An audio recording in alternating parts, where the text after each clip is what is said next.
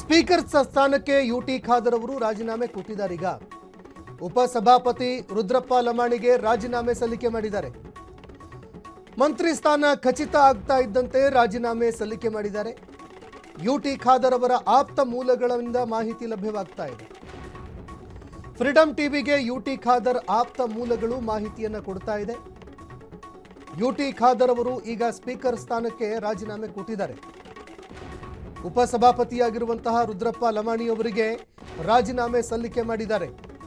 ಇನ್ನು ಮಂತ್ರಿ ಸ್ಥಾನ ಸಿಗುವಂಥದ್ದು ಬಹುತೇಕವಾಗಿ ಖಚಿತವಾಗ್ತಾ ಇದ್ದಂತೆ ಯುಟಿ ಖಾದರ್ ಅವರು ಸಭಾಪತಿ ಸ್ಥಾನಕ್ಕೆ ರಾಜೀನಾಮೆ ಕೊಟ್ಟಿದ್ದಾರೆ. ಫ್ರೀಡಂ ಟಿವಿಗೆ ಯುಟಿ ಖಾದರ್ ಆಪ್ತ ಮೂಲಗಳು ಈ ಬಗ್ಗೆ ಮಾಹಿತಿ ಕೊಟ್ಟಿದ್ದಾವೆ. ಹೀಗಾಗಿ ಯುಟಿ ಖಾದರ್ ಅವರು ಕೂಡ ಸಚಿವರಾಗಿ ಪದಗ್ರಹಣ ಮಾಡುವಂಥದ್ದು ಬಹುತೇಕವಾಗಿ ಖಚಿತವಾಯಿತು. ಅಲ್ಲಿಗೆ ಜಮೀರ್ ಅಹಮದ್ ಅವರ ಸಚಿವ ಸ್ಥಾನದ ಕನಸು ಕನಸಾಗಿಯೇ ಉಳಿಯತ್ತಾ ಅನ್ನುವಂತಹ ಪ್ರಶ್ನೆಗಳು ಕೂಡ ಈಗ ಎದುರಾಗ್ತಾ ಇರುವಂಥದ್ದು. ಯುಟಿ ಖಾದರ್ ಅವರಿಗೆ ಸಚಿವ ಸ್ಥಾನಕ್ಕಾಗಿ ಕರೆ ಮಾಡಿದ್ದಾರೆ ಡಿ.ಕೆ. ಶಿವಕುಮಾರ್ ಅವರು. ಅವರನ್ನು ಕೂಡ ಬನ್ನಿ ಅಂತ ಹೇಳಿದ್ದಾರೆ.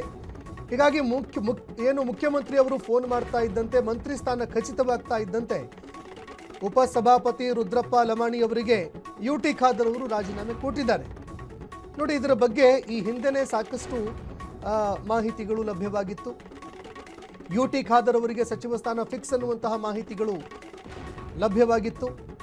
ಅಂದರೆ ತಮ್ಮ ಸ್ಟಾಫ್ ಎಲ್ಲ ಏನಿತ್ತು ಎಲ್ರಿಗೂ ಕೂಡ ಭೋಜನ ಕೂಟವನ್ನು ಏರ್ಪಡಿಸಿದ್ರು. ಹೀಗಾಗಿ ಅವರು ರಾಜೀನಾಮೆ ಕೊಡುವಂಥದ್ದು, ಸಚಿವರಾಗುವಂಥದ್ದೆಲ್ಲವೂ ಕೂಡ ಬಹುತೇಕವಾಗಿ ಖಚಿತ ಆಗಿತ್ತು. ಇದೀಗ ಫ್ರೀಡಂ ಟಿವಿಗೆ ಯುಟಿ ಖಾದರ್ ಅವರ ಆಪ್ತ ಮೂಲಗಳಿಂದ ಮಾಹಿತಿಗಳು ಸಿಗ್ತಾ ಇದೆ. ಅವರು ರಾಜೀನಾಮೆ ಕೊಟ್ಟಿದ್ದಾರೆ ಅನ್ನೋ ಮಾಹಿತಿಗಳು ಲಭ್ಯವಾಗ್ತಾ ಇದೆ. ಈ ಬಗ್ಗೆ ಮತ್ತಷ್ಟು ಮಾಹಿತಿ ಕೊಡ್ತಾರೆ ಪ್ರತಿನಿಧಿ ಮಾರುತಿ. ಫೋನ್ ಸಂಪರ್ಕದಲ್ಲಿ ಮತ್ತೆ ಜಾಯ್ನ್ ಆಗಿದ್ದಾರೆ. ಮಾರುತಿ, ಈಗ ಒಂದು ಕಡೆ ಯುಟಿ ಖಾದರ್ ಅವರು ರಾಜೀನಾಮೆ ಕೊಟ್ಟಿದ್ದಾರೆ ಅನ್ನೋ ಮಾಹಿತಿಗಳು ಲಭ್ಯವಾಗ್ತಾ ಇದೆ. ಹೀಗಾಗಿ ಸಚಿವ ಸ್ಥಾನ ಫಿಕ್ಸ್ ಅನ್ನುವಂಥದ್ದು ಒಂದು ಕಡೆ, ಮತ್ತೊಂದು ಕಡೆಯಲ್ಲಿ ಜಮೀರ್ ಅಹಮದ್ ಅವರಿಗೆ ಸಚಿವ ಸ್ಥಾನ ಕೈ ತಪ್ಪತ್ತಾ ಅಂತ.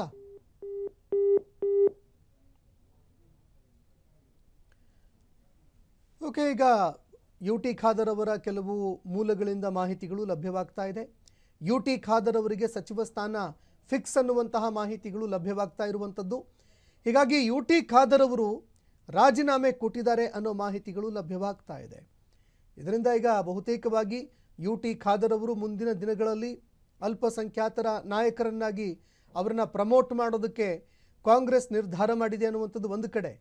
ಮತ್ತೊಂದು ಕಡೆ ಜಮೀರ್ ಅಹಮದ್ ಅವರ ಹಣೆ ಬರಹ, ಅವರಿಗೆ ಸಚಿವ ಸ್ಥಾನ ಕೈ ತಪ್ಪತ್ತೆ ಅನ್ನುವಂಥದ್ದು ಕೂಡ ಬಹುತೇಕವಾಗಿ ಈಗ ಖಚಿತವಾಗ್ತಾ ಇದೆ.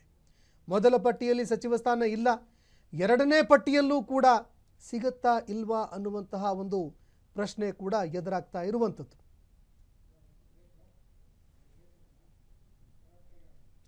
ಸುದ್ದಿ ಮುಂದುವರಿಯುತ್ತೆ ಬ್ರೇಕ್ ಆದ್ಮೇಲೆ.